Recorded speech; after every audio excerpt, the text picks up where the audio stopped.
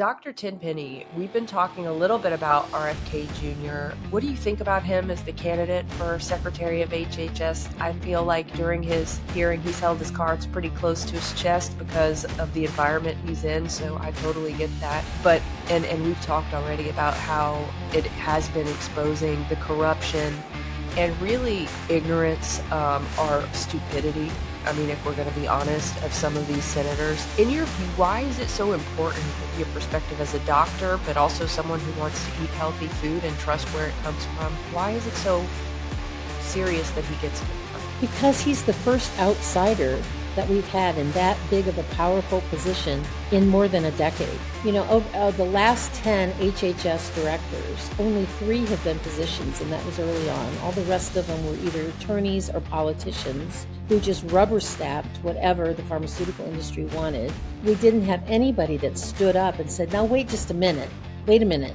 This isn't good, you know, this is not right. This is not what the science said. It's so important to have Bobby in there because he's the first time that there's ever been like a crack in the door for honest to goodness, patriot and health freedom sort of concepts to make their way up in through government, because before it was just a closed door.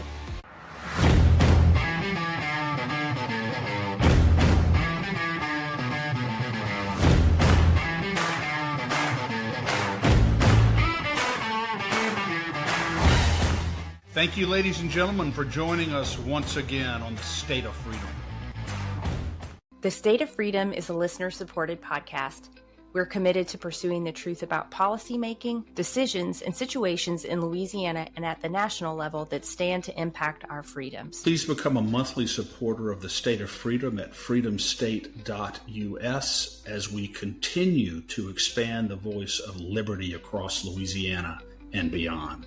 All right. Hello, everybody. Well, I did not invite you all to my teledoc session, but I am a little under the weather, so please bear with me. This isn't the usual, but anyway, we'll get through it. Today, we have someone that has just been a sounding board for me as we lived through those COVID years. She is a war veteran of COVID and the related censorship wars in my mind. She's a patriot and an unapologetic truth teller, and we are just absolutely thrilled and honored to have with us Dr. Sherri Tenpenny. Before we talk to Dr. Tenpenny, let me read the scripture of the day. Y'all excuse me. Oh my goodness. Hey, it is Psalms chapter 21, verses 8 through 13. And it says, "Your almighty hands have captured your foes. You uncovered all who hate you, and you seized them. When you appear before them, unveiling the radiance of your face, they will be consumed by the fierce fire of your presence. Flames will swallow them up. They and their descendants will be destroyed by an unrelenting fire. We will watch them fail, for these are ones who plan their evil schemes against the Lord. They will turn and run at the sight of your judgment arrow aimed straight at their hearts. Rise up and put your might on display. By your strength, we will sing and praise your glorious power." And the Lord took me to Psalms 21 this morning, and I found this one pretty funny, but I was like, this is the kind of psalm that doesn't get many sermons preached about it. The modern church shies away from these kinds of psalms. And the theological term for these is imprecatory prayers. King David was famous for these, and they're all throughout the Psalms. We find David praying for the Lord to come and deal with his enemies, to bring justice to those who are evil. And these kinds of prayers are a necessary exercise if we want to see true justice. We can't just talk about all the good things we'd like to see the Lord do. We need to call on the Lord, acknowledging the foundations of his throne are righteousness and justice. And we need to ask him to deal with those who are wicked, those who have made themselves his enemies and the enemies of the people. And as we were saying before the show with Dr. Tenpenny, a lot of those evil people have been busy exposing themselves in these hearings. Danielle, it's such an interesting point you make. Modern day religion minimizes imprecatory prayer. Modern day religion minimizes the fact that there is good and there is evil in this world. And it's not all black and white, and I've never thought that, but there clearly is evil and there clearly is good. And our responsibility, according and pursuant to the Old Testament, is to figure out this day where we stand. Do we stand with evil or do we stand with good? It's just so timely that you would talk about the importance of imprecatory prayer, but the premise of imprecatory prayer is the fact that good and evil do in fact exist. And by God's grace, we are on the right side. And so that we can rightly and justly ask God to dismantle our enemies. What a timely prayer. Speaking of someone who has been on the right side, based upon what I've read about this fine lady, Dr. Sherri Tenpenny, a trained osteopathic physician, the author of multiple books on vaccines and vaccination, and has been such a resounding voice warning against the potential harms of the COVID vaccine and probably others as well. Dr. Tenpenny, thank you so much for joining us for a little while in the State of Freedom today. Well, thank you so much for having me. It's a great day to be talking about all of these things. And I was just thinking about that verse that you read, Danielle. I was thinking, man, that just so represents what's happening in these Senate hearings. I've listened to a lot of them. I've listened to a lot of them that have gone on. And it's like you could just tell the difference between the senators, the people, the candidates that they're like, yeah, sure, we'll just pass them on through. And they give them a bunch of softball questions. And then they take other people and literally take a ball bat to them. And they expose their evil side. And I kept thinking this whole time, these are the people who are sitting in Washington, D.C. and passing bills and putting us further into debt and are the ones who are making laws and rules to regulate me, these people. Right. It was really pretty despicable, some of the ways that these people behaved. In fact, a friend of mine sent me this thing that it's just great. She said, my dad made a point of these hearings yesterday of the Democrats on the Finance Committee when they were interrogating Bobby Kennedy. Number one, ask stupid but very detailed questions. Number two, harangue the candidate. Number three, don't give him a chance to answer the complex questions. Number four, then accuse him for being non-responsive. And I think that really... That's a very good synopsis. It really summed it up. And it seems like on some of the other more, like I've been listening to Kash Patel's today, man, he's been on fire. And I listened to Pete Hegseth's last week, and they really, they stood their ground. And I hope that Bobby really showed his integrity, and he just has so much to say, and he could barely say 2 words to these vipers that were sitting up there.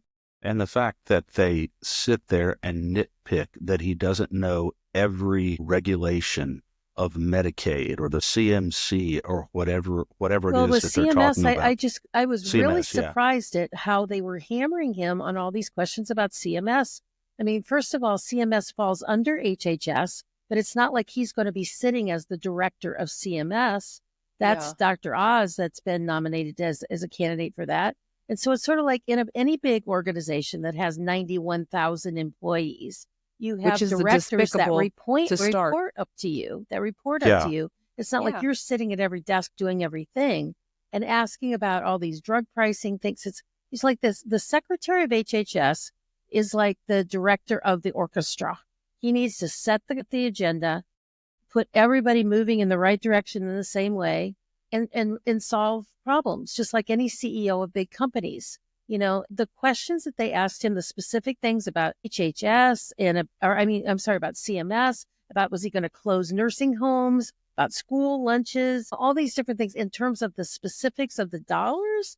It's like, what's wrong with you people? You're specifically asking him questions to try to be gotcha questions. It was awful. And they didn't do themselves, Dr. Tenpenny, they didn't do themselves any favors. I hope you're correct. Yeah, I believe so. As Danielle said pre-show, one of the concerns that we have now is how Dr. Bill Cassidy, who is actually the chair of that health committee, how he's going to vote. We know that he has taken enormous amounts of money from the pharmaceutical industry. And so what we'll do is weigh that interest that he has against the many, many communications and pressure that he's receiving from Louisiana citizens across the state to see what he does. And hopefully he does the right thing. But he started out the day today talking about the hepatitis B vaccine has decreased the incidence of hepatitis B in this country. Well, hepatitis, there were only 14,000 cases of hepatitis B nationwide in age groups from 0 to 18 back in 1991 when they started this. There were only 14,000 cases. Yeah. And I think RFK Jr. responded to him, I thought, very deftly, to the extent that he was able to respond. I thought he did a very good job. But, there's it's almost axiomatic that when you want to move the needle, when you want to move the world and move your profession or move society toward a greater level of righteousness, and you act on that, you are going to be persecuted, you're going to be opposed, and you're going to be ridiculed.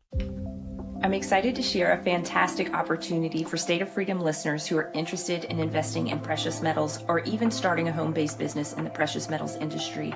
Metal Stacks is a precious metals collectors club where you can buy your metals at the best prices on the market, actual dealer cost. They are beating the big sites. They have no credit card fees and no minimums. If you're just interested in purchasing metals at a great price, visit metalstacks.com/dwalker. Get to shopping. That helps me out. I get the commission. You can also refer people to Metal Stacks for an additional income. If you're interested in learning about the referral business aspect of Metal Stacks, email me directly at Danielle@freedomstate.us for more information. And so I want to ask you something that I know would be of great interest to our listeners today about your experience with the Medical Disciplinary Board in Ohio as a result of your courageous advocacy regarding the COVID vaccine and its potential dangers. And I'm sure that I'm oversimplifying it. I just want to give you an opportunity to talk about that, how that came about and how that developed. Well, this happened back in 2021. And so keeping in mind that the vaccines were first released in December of 2020 and January of 21 is when Pfizer, Moderna, and J&J and AstraZeneca all rolled out in that 14-day or so period of time, plus or minus a couple of weeks. I was asked in June to come to the State House and testify in front of the Health Committee about the mandates the vaccine mandates that they were weighing. And so I did. And so I went. So when I testified for that, the media took everything that I said really out of context. Like one of the things that I said, they did all this thing about, oh, well, Dr. Tenpenny thinks people get magnetized after the COVID shots, which was then on Peter Jennings, or not Peter Jennings, on Brian and Williams. Currently on Wikipedia, by the way. Yes. Well, I'll tell you a story about Wikipedia in a minute after I tell you this story. It was like all of the, Jimmy Kimmel and all those people were talking about, so I got labeled as this magnet doctor. Well, what people don't know about that is how out of context that was taken. The Senate, one of the representatives sitting in the room had asked me the question, have you seen any unusual side effects or complications from the COVID shots?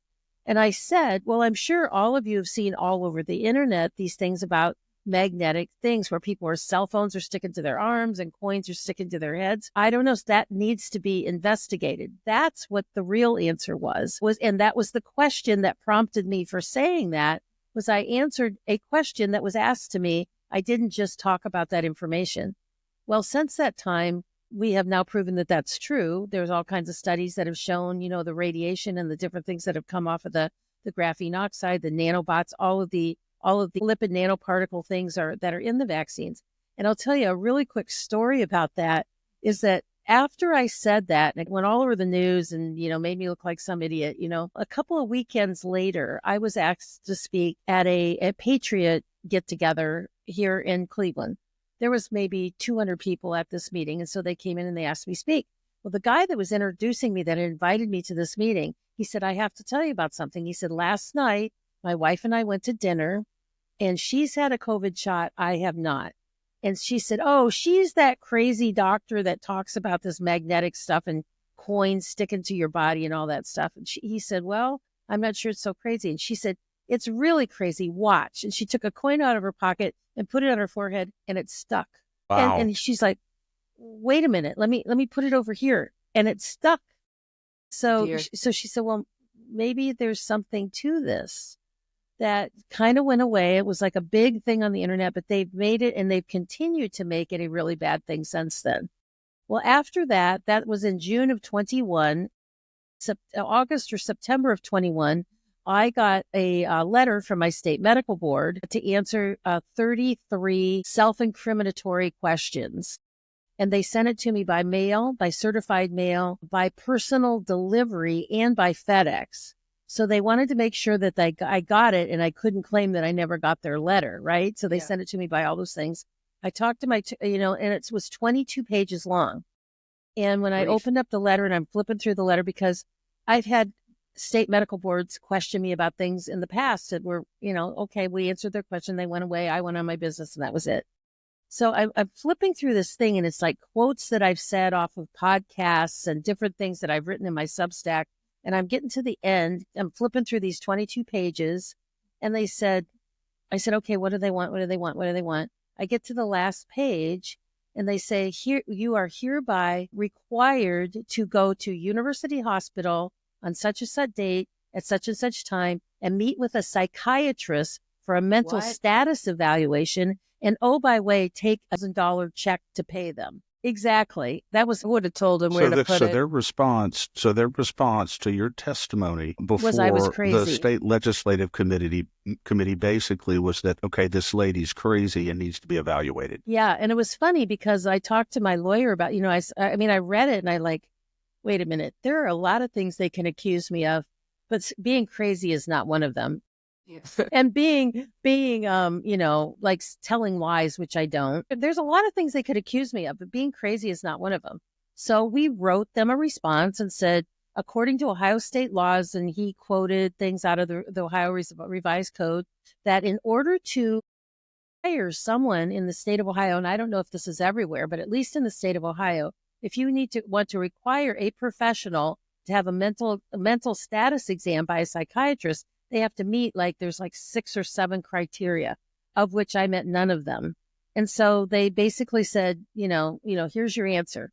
And then they sent me another letter with a list of interrogatories that were, like I said, 33 interrogatories that were really incriminating. And so we sent it back and said, we're not going to answer this because these are self-incriminatory. We're not doing this. And they sent another letter and said, you are to appear in front of the state medical board and you have to come alone. You cannot bring your attorney. And Dr. Tenpenny, at this point, just to clarify, you had not been charged with any disciplinary infraction at this point. No, there was no malpractice. There's no anything involved with this. So when we got that third letter, they said, well, I think that's kind of an infringement on your constitutional rights that you can't go to a meeting with your attorney. And then they sent 1 or 2 more other letters that each one of those letters, we responded legally and sent the questions back. And so then finally they said they called a hearing that I had to show up to, and they suspended my license indefinitely because I failed to cooperate with their investigation. And my attorney said, well, just because they didn't like the answer didn't mean we didn't cooperate with them. Right. And so that was the whole crux of the matter is they said, until you cooperate with us, until you answer our questions, until you do what we tell you to do, we're suspending your license. And you said, I don't negotiate with terrorists. Pretty much. Exactly. So then about a year later, I was like, well, I didn't really, okay, whatever, because I really was barely seeing patients at that point anyways, because I was doing a lot of other things. I was only seeing patients 1.5 days a week. So it wasn't such a huge infraction on me or my patients or economically or anything like that. And I said, okay. Well, about a year later, I started having to fill out some applications for various things. And one of the questions was, have you been or are you under any investigation by your state medical board? And I thought, you know what? I've got to get rid of this because this is going to be like toilet paper on the heel of my shoe for the rest of my life. If I have to drag this thing around. So I talked to my attorney. I said, send me those questions they wanted me to answer. And so now it's 3 years later. It's now we've gone through all these letters and all this stuff. This is at the end of 23 going into 24. Remember Meanwhile, you've been suspended from the practice of medicine for how long now? It was a year.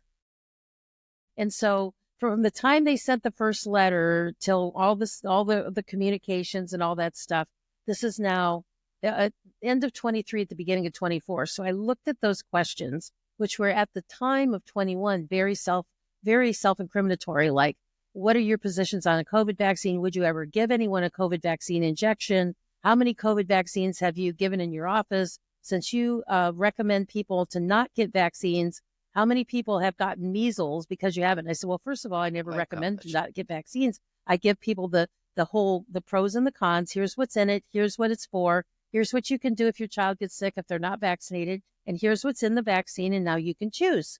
And I said, so so they asked me 22 questions like that.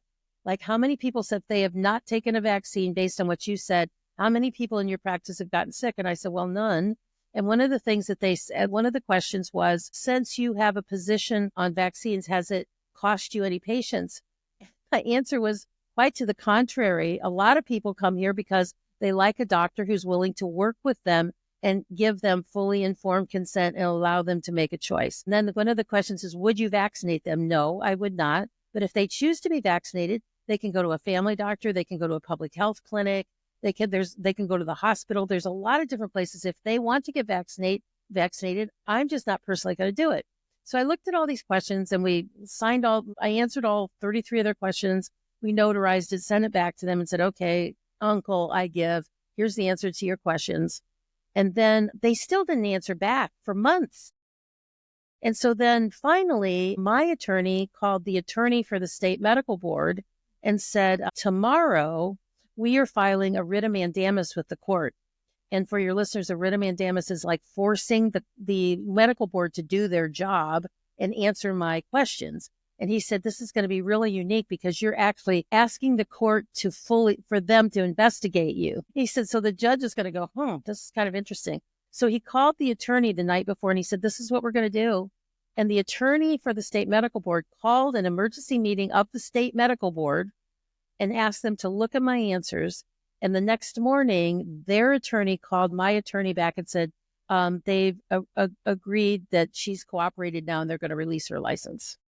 Now, the interesting part about that is there's 15 votes. I believe 15 or 13. It's an uneven number of people who vote on the state medical board.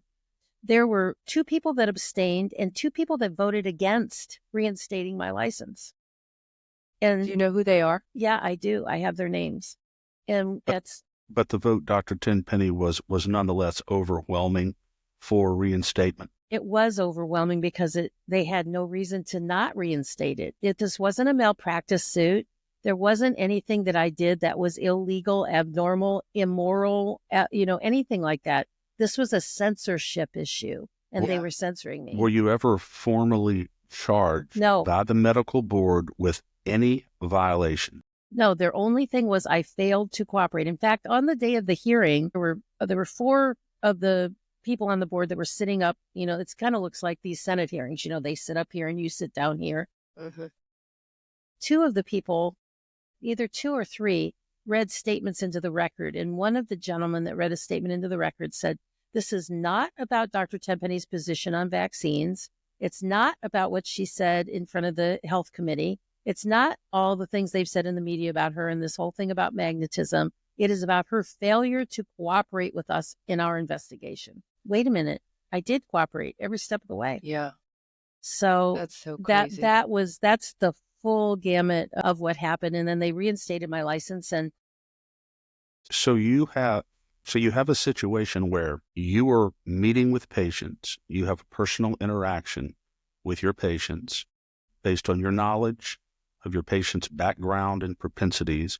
You're making certain medical recommendations to them based upon your background, your expertise, and your knowledge. And this bureaucracy is interjecting itself directly between you and your patients. And the community. Because I have been educating the community on the truth about vaccines for a little over 24 years. And interestingly enough, I've had the state medical board call me a bunch of times and about nonsensical things. And I got I learned that our state medical board in the state of Ohio is divided into, there's like six sections. and there's a medical investigator per section, like so many counties, you know? Okay. So the guy who was the investigator of Northeast Ohio, because I live in Cleveland, in the Northeast Ohio, he and I talked to each other quite a few times over the years, kind of got to know each other. And he'd said to me several times, he said, I think that you just practice good medicine. They just need to leave you alone. And so, you know, I had talked to them several times. And one of the times, one of the investigators that called me said, so what kind of medicine do you practice anyway? I said, the very best kind. We spend a lot of time with our patients. We order appropriate tests. We offer them a pharmaceutical solution, but we usually use nutraceuticals, supplements, lifestyle, and diet, and other types of things to get them better. But we will write them a prescription if it's necessary or if they would prefer that. So we have, and the gal from the state board, she said to me, if I lived closer, I'd come and see you. Me Dr. too. Ever given an opportunity within the context of this investigation to present the merits of your position, of your medical data, of your knowledge to this board? No. And one time when one of the investigators that I talked to said, well, you may or may not know this, but there's 2 nurses. This was back before I was permanently banned from Facebook, Instagram, PayPal, and Podbean, which I still am, by the way. And so she said, this was, since a while ago, this was way before COVID. She said, there's 2 nurses that work for the state medical board that lurk on your Facebook page. And they're always talking about how much they learn and how much they're learning about things that they never had any idea about. So I know that it's made a big impact in a lot of different ways. A lot of people know what I do and why. But what I'm basically doing is looking at the medical literature, I have a collection of more than 17,000 articles from mainstream peer-reviewed publications that show problems associated with vaccines. So I'll take an article and kind of put it into layman's terms and sort of explain it, and then have the footnote or the link or whatever to the article so people can go read it for themselves. And that's kind of what I've been doing for the last 24 years, including, after 50,000 hours worth of research and 24 and a half years of study, I can solidly say I have come to the conclusion that vaccines are not safe. They've never been proven to be safe. They're not effective. You can get the vaccine and still get the infection. But anyways, including tetanus, they are not necessary because the unvaccinated kids we have in our practice are the healthiest. They never get sick. They come in once a year for a school physical. And every single vaccine, every one of them causes harm. Even if it just means shaving a few IQ points off, it bangs up your immune system. It causes asthma, allergies, eczema, ADD, ADHD, insulin-dependent diabetes, a long list of neurological complications, a long list of cancers, and even death. So for all of these, listening to this hearings from Bobby Kennedy for the last 2 days, I just wanted to throw a shoe at my computer, because if I heard them say one more time, we can't withhold life-saving vaccines from the general public. I thought the best quote of the day yesterday was at the end of the hearing when some reporter nabbed Senator Warren, Elizabeth Warren, in the hall. And she said, if we let him be confirmed, he might bankrupt the pharmaceutical industry so nobody gets vaccines. Yeah. Yay. Exactly. Yeah. I think what they mean by life-saving vaccines is lifestyle-saving vaccines. Saving their lifestyles of the rich and famous, while all the rest of us are the ones that suffer. So, yeah, absolutely. Your Senator Cassidy started the hearing this morning telling a story about a hepatitis B victim. You probably heard him talk about it, that he had a little baby that ended up with liver failure, and I think he's a gastroenterologist or a gastrointestinal surgeon or something like that. And he said, that all of these complications and this liver transplant could have been stopped if she could have just gotten the hepatitis B vaccine.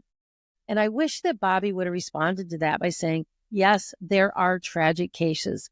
They are one-offs, but we don't have to vaccinate 4 million people a year for that one-off.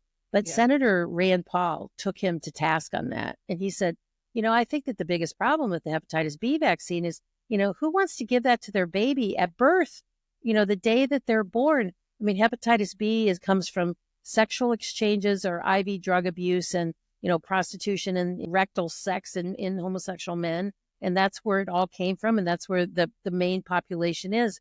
Why are we giving this to 1-day-old babies? I mean, Rand Paul really took him to task. And, yeah, he sure did. And I did see that exchange, and I thought that Rand Paul, I thought Cassidy had crossed swords at that moment with someone too strong for him, because Rand Paul did a wonderful job in that exchange. No question about that. And I think there was it Senator Mullins? I think he also said the same. Said, my kids have gotten vaccinated and I feel like they're just being a pincushion, Yeah. And then it was interesting. The other senator, the guy from Tennessee, Tooley, said his name, Tulsi. Anyways, he said, I'm just about ready to have my first grandbaby, and his parents have done their investigation, and that child is not going to be a pincushion.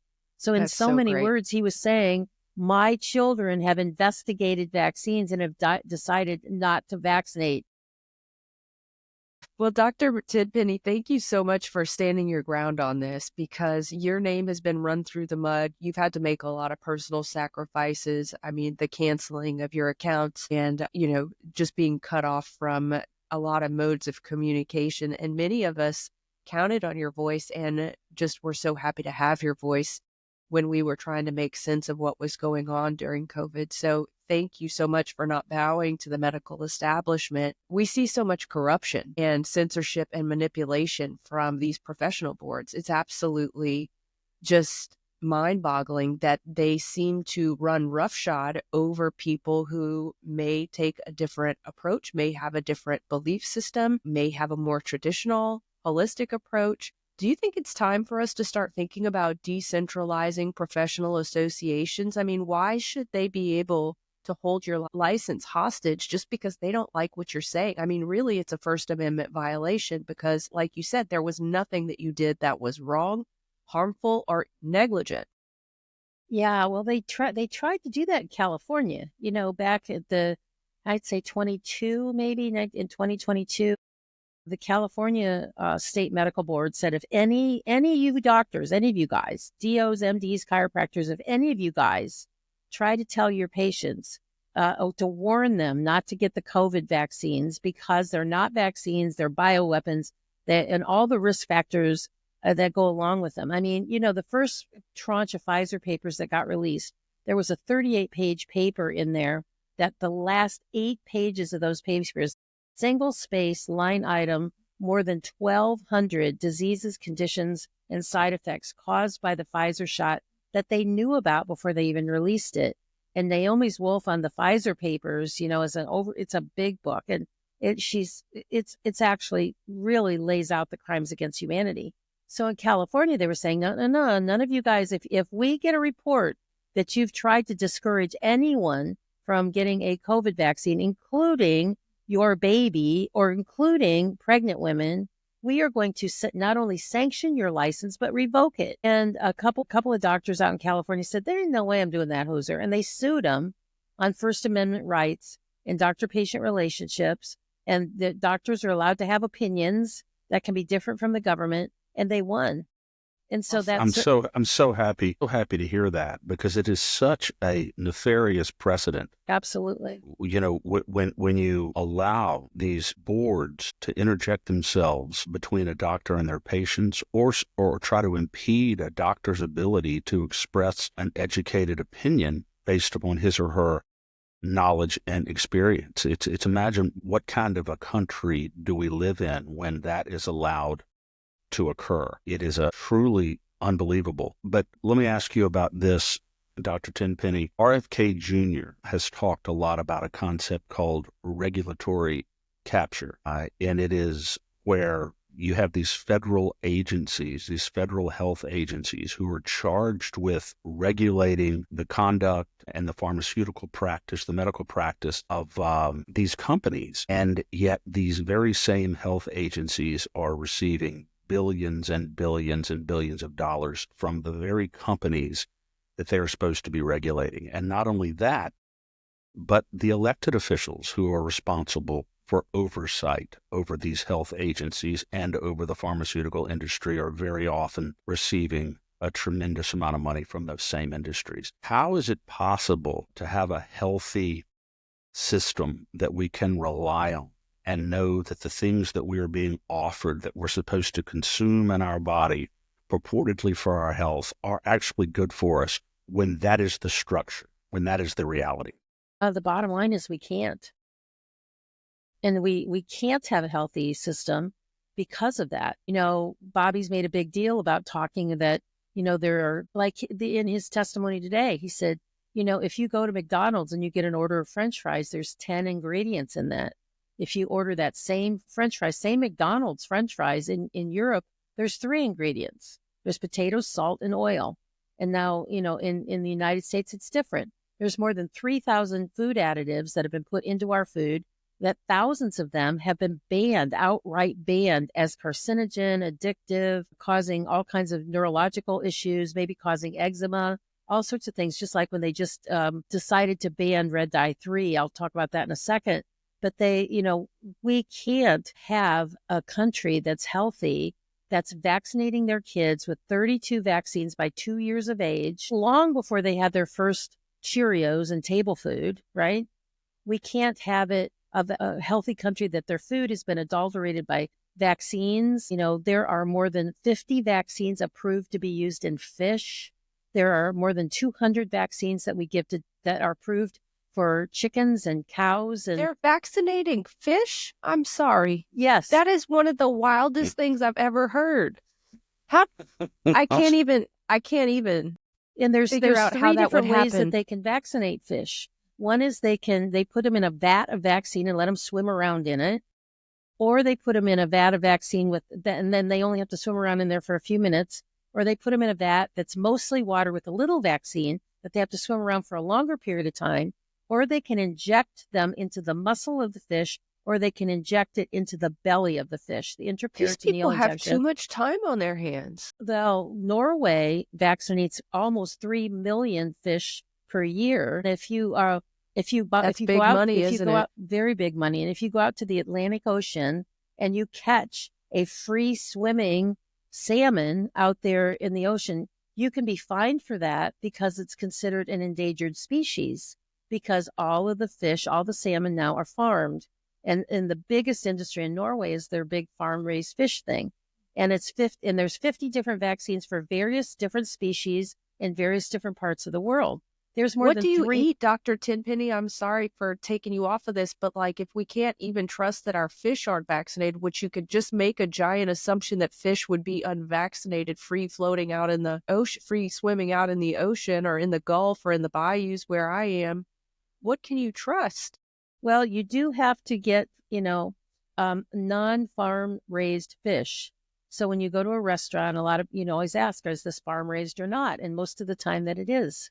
But if you go to specialty restaurants that cater to people who like to be conscious about their food, they will say they'll use organic butter. They'll have gluten-free bread that will be available for you. They'll have fish that is free-range, and you can get free-ranged cattle. Know if you're going to eat locally, know your rancher, know the people, raise your own chickens if you can. If you can't, know how the chickens are raised, where you get your meat and where you get your eggs. And so it's really about conscious. We have to be ever vigilant about conscious eating anymore, because they have adulterated our food so badly, which goes back to Chris's question about regulatory capture. When you've got big ag that has captured the EPA, and you've got, big pharma that's captured the FDA, and you've got big tech that's captured the FTC and all those things about 5G, EMF radiations, and you've got the big conglomerates, we really don't live in a constitutional republic anymore. We really live in a fascist society, and a fascist society, by definition, is run by governments or run by big industries. And so when you know that, for example, yesterday when during Bobby Kennedy's hearing, when Senator Hansen made all these hysterical accusations about how much money the anti-vaxxers are making off of their propaganda, well, except that she's already received $468,000 from the pharmaceutical industry Senator Sanders, who made all this nonsensical stuff about the onesies that Children's Health Defense sells for $26 a onesie, that he's already taken $1.9 million, almost $1.95 million from the pharmaceutical industry. And Carolyn Kennedy, when she came out with all this nasty stuff about Bobby being my cousin and he's not qualified, her disclosure shows that she has a significant position in Bristol Myers Squibb, Eli Lilly, and Johnson & Johnson. So perhaps she's another one of the people who doesn't want anything to change in healthcare and doesn't want the regulatory capture to change. I mean, like the actual, like the line item budget for the FDA, I think the number is somewhere between, and correct me if I'm wrong about this, Chris, but I think it's somewhere between 25 and 30% of the annual FDA's budget comes from pharmaceutical payments to put them to the head of the line. So that's exactly right. And that's RFK Jr. has said that, and I think written that in one of his books. Yeah, that it's so instead of waiting in line and to have the actual scientists and researchers at FDA do their due diligence like they're supposed to bring a drug to the market, the pharmaceutical industry can bring it to the head of the line and fast track the approval, just like they did with the EUA, a whole nonsense that they violated 3 federal laws to bring the COVID vaccines to market. Yeah. Sanctioned bribe. I like that, Danielle.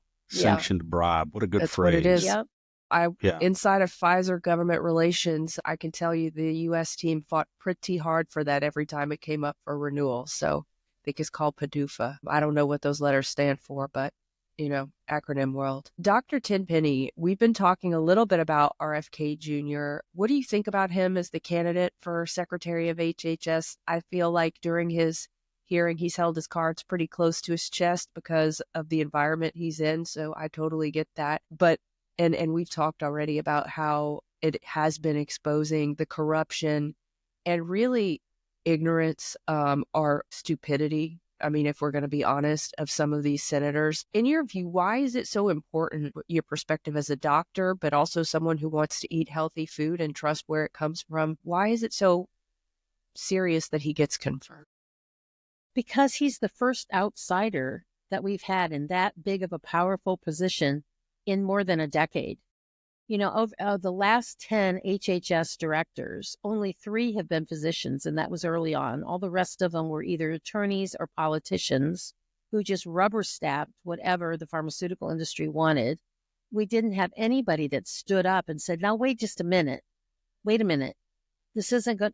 This is not right. This is not what the science said.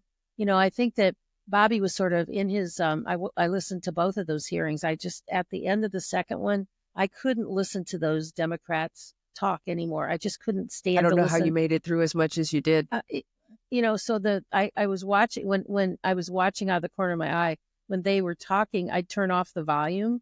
And then when somebody else would talk, or when Bobby was answering, I'd turn on the volume. Because if I heard them say one more time, we cannot do anything with these life-saving vaccines, except for the fact that there were 1.7 million people that filed a VAERS report because they were injured from the COVID shot. There are 30,000 people that file a VAERS report every single year, and that we estimate that's only 10% of people are actually injured or figured out that why they don't feel good is because of the vaccines that they were getting. It's so important to have Bobby in there because he's the first time that there's ever been like a crack in the door for honest to goodness, patriot and health freedom sort of concepts to make their way up in through government, because before it was just a closed door. The second thing is, the other thing is that Bobby is, I've known Bobby for more than 10 years. We've run in the same circles and spoken on the same stage and had dinner together and blah, blah, blah. He's wicked smart. I mean, if he doesn't have a photographic memory, it's very close because he can remember numbers, dates, studies, all these different things. He's really, really smart. So he has the mental capacity to take all this stuff in. He also, and like he said in his hearing, he's in the very unique position to having sued these agencies before. So he knows how they run. He knows and this is part of the reason they're so against him. He knows where some of the dead bodies lie. He knows what's going on behind the scenes. will have the ability to lift the lid off of those stinky pots of things like BARDA and Gavi and all of those contracts that are just money laundering in the pharmaceutical industry. He's going to be in a position to uncover things that have been buried for decades. Right. Yeah. And he's being criticized by these Democrat committee members because he has litigated cases against pharmaceutical companies and won very significant jury verdicts based upon a full and total evaluation of the evidence and the facts by those juries who saw fit to find that these pharmaceutical companies were liable. And yet he gets criticized for accepting money, for working hard and litigating those cases by the very people who are accepting hundreds of thousands of dollars from those industries. It is, I mean, the hypocrisy is just absolutely filthy. When they came out with the disinformation dozen, I was one of those disinformation dozen people, and so was Bobby. So was Sayer G and, Mercola and the Bollingers and a whole bunch of us, Chris Northrup.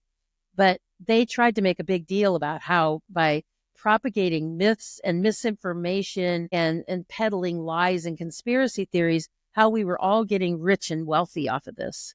And I had written an article that we looked at, maybe there's 12 of us, that maybe over the last 3 to 4 years collectively, we may have made maybe $2 million, which divide that by 12. That's not over years. That's not a lot. And then how much money does the CEO of Pfizer make? How much money does the CEO of Moderna make? Double-digit millions. Exactly. Propagating their myths and their lies and what they're telling us about safe, effective, protect you. It's like, don't pull the money card. That's a really big, listen, opposition. I'm going to give you a little hint here about playing poker. Don't pull the money card. You're going to lose every time. That's right. Absolutely. Moms for Liberty East Baton Rouge Parish Chapter is dedicated to fighting for the survival of America by unifying, educating, and empowering parents to defend and take back their parental rights at all levels of government. To learn more or to get involved with Moms for Liberty East Baton Rouge, email momsforlibertybatonrouge@gmail.com. That's moms, the number 4, libertybatonrouge@gmail.com. The email address is on the Patriot page of our website, freedomstate.us, and it's in the show notes. Now, absolutely. Dr. Tenpenny, what's on your wish list? When Bobby gets in, if you had your absolute pick, your punch list for the things that he got done, what would be on that list? And one of the things that I'm hoping that he'll ask me to do when he gets in, and a few of us other in this circle, is I hope that he puts together an advisory committee on vaccines, like he was supposed to do underneath Trump in his first go around. I hope that there are people that really know the science, really know the research. I really know the information, and he puts together a collaborative vaccine advisory committee that are going to look at these things. And I personally would like to be the one who stands in front of these idiot senators and say, have any of you ever read a package insert? Do you have any idea what's in it? From my understanding, Dr. Tenpenny, there was not a package insert on some of these COVID vaccines at all. There was just nothing in there. Well, not at the beginning. They eventually did, but in the first 2 years they didn't. You're absolutely right. But what about, have you read, you keep making a big deal about measles and how deadly it is. Let me use CDC data and tell you the truth about measles. And you make a big deal about polio, and polio has not been in the Western Hemisphere since 1991. It's been certified polio-free since 1994. And we're giving kids 4 or 5 polio vaccines because we're vaccinating against a ghost. Do you know that there's formaldehyde in those vaccines?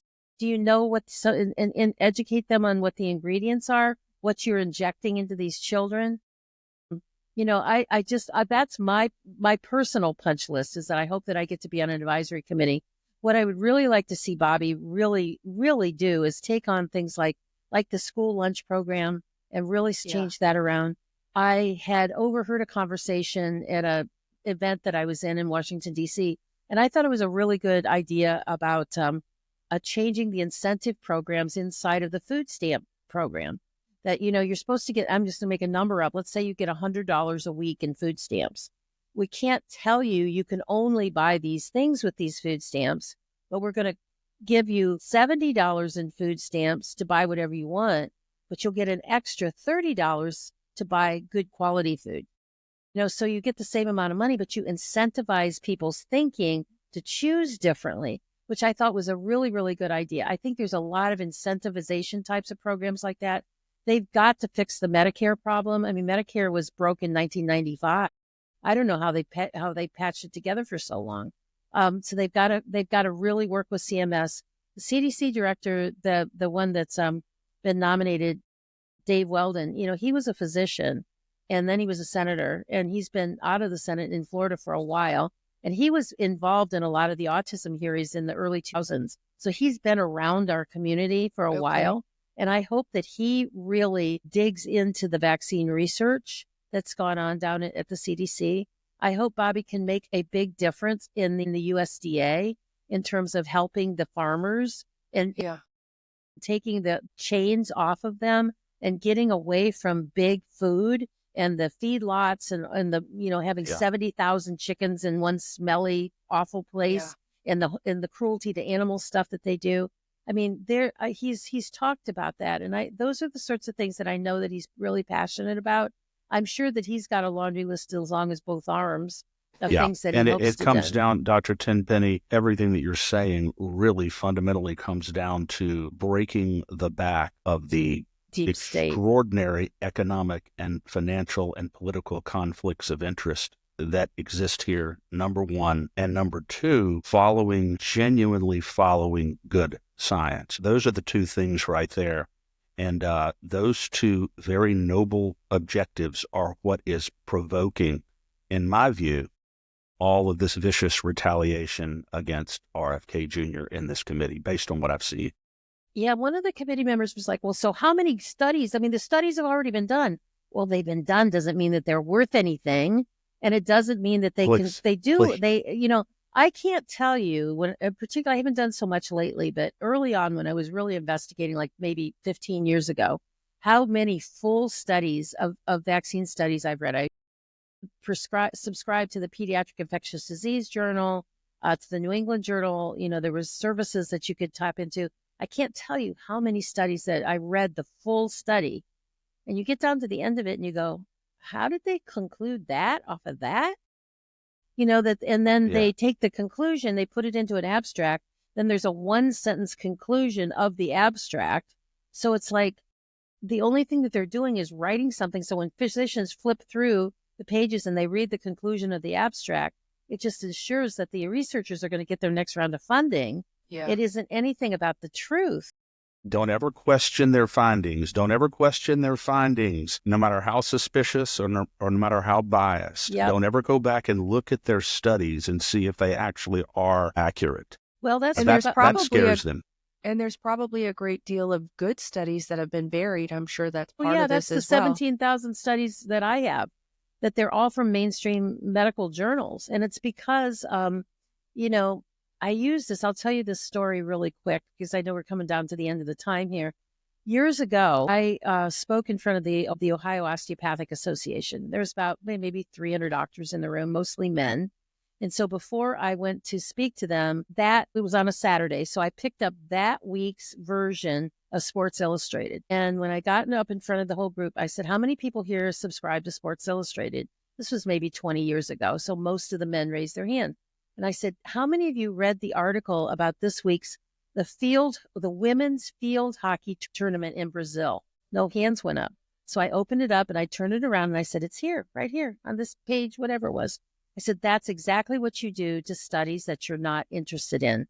If it doesn't fall into your paradigm, if it's something that says something bad about vaccines, if it says something about nutrition, if it says something about being able to heal kidney disease by taking magnesium, any of those things, you just flip right by it. You not only do you not read it, you swear that there's nothing published about it. Yeah. And because so much of it has been suppressed. And I can't tell you how many doctors came up to me that weekend of that thing. They said, man, busted my chops on that one, man. You're absolutely right. And it's really true. It is true. Well, so much on the line here with regard to RFK Jr.'s confirmation. Literally, this is such an historic moment in our country. And it is just profoundly important that he be confirmed. By the way, we have LACAG, Louisiana Citizen Advocacy Group. Our organization down here has a call to action at lacag.org, and we're encouraging all of our members and citizens across the state to send communications to Senator Cassidy and Senator Kennedy, our senators here, and we've gotten hundreds of them out so far. And so we're doing our part, and other groups are doing their part. What else do you think, Dr. Tenpenny, right now, can people be doing at this moment to try to ensure that RFK Jr. gets across the finish line here?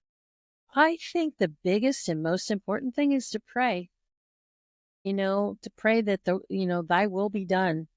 And that, the most important thing to save this country is to put the right people in leadership positions.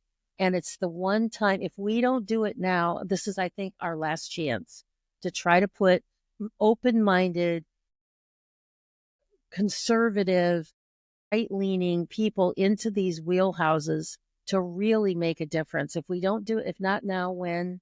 If not me, who?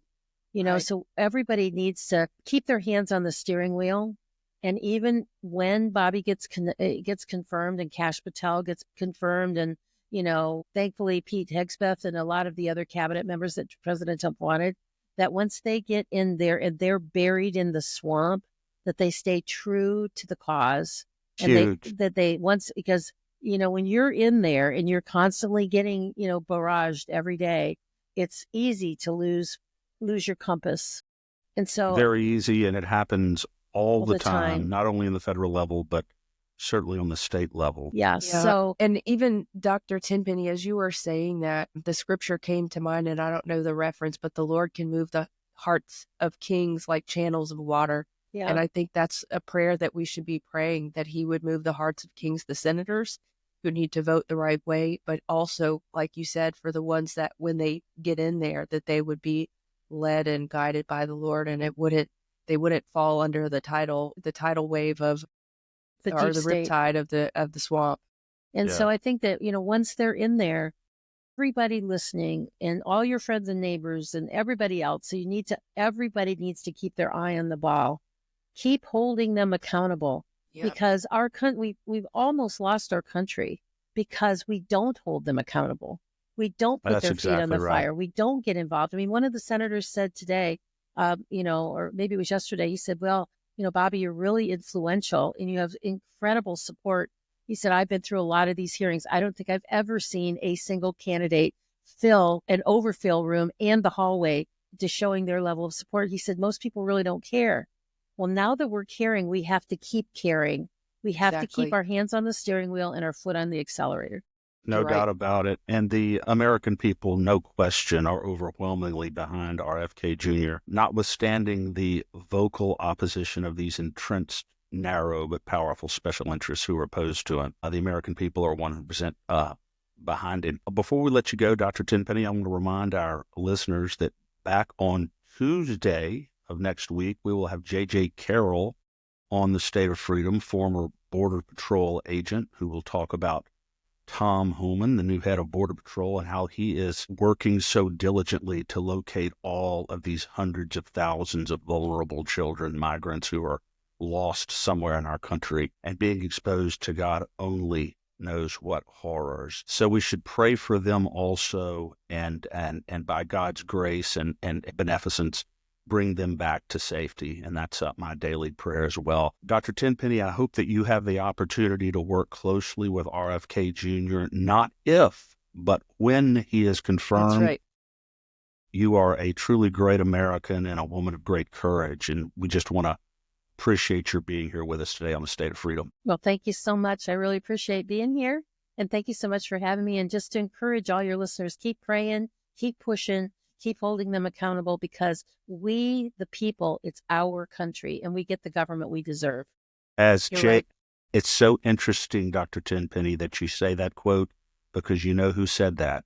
It was Robert F. Kennedy Jr.'s uncle, John F. Kennedy, Wow. who said, "We are the boss and we will get the government we demand and we deserve." So it's very fitting that you would reference that. I didn't even know that, but yeah, that's great. Yeah. Okay, good. God Thank bless you. you, ma'am.